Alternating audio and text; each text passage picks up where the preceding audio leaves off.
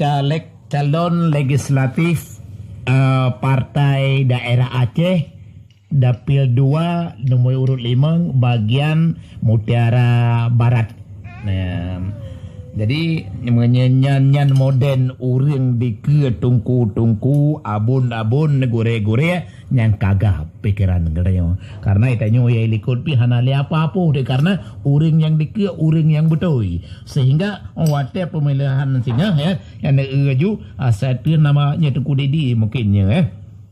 ju atau nama Tungku Dedi urut 5 dapil 2 bagian Mutiara Barat nyai nanda pedua aja menang Tungku menang rayo menang gore kan bahagia dengan tayo masjid ya acinya anda harapkan karena menyegure ikut urang yang betul ikut ada uri likut tetap akan berlaju untuk ikut yang betulnya menyetupir motor memang ada betul di melam bari ada katanya penumpang pi lampa ge cik aja mamanya supir carang ya ada jalan aja ada tayo selamat dalam perjalanan yang kagaknya aja ya tapi tahu urang yang carang-carang masalah agama kebetimang nanggro pengikut tanya untuk yang salah dekat dah jalan yang betul karena urang ikut yang betul magaji hana salah lim ya tapi pilih Tungku Dedi di urut yang kelima dapil 2 di pemilihan di Mutiara Barat. Mutiara Barat Mutiara Timur urusan Wanda Mutiara Barat urusan Tungku Dedi ya yang dua ke apa-apa ya uru beberan apa takun Wanda bimalenjit Tungku Dedi cika orang balem mendamah Wanda orang balem ada punya timu kena Wanda punya ke barat kena Tungku Dedi ada bubi aman tentram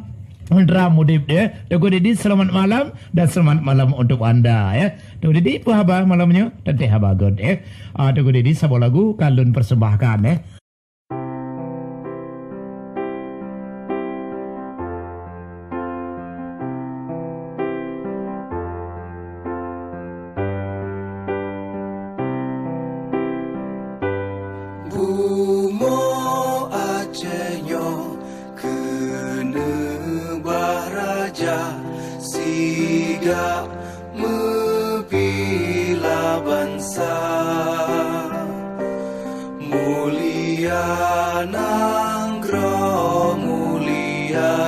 syuhada metuah bijih Aceh mulia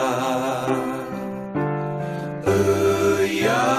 Tuhanku rahmat bersampo negeri Acehnya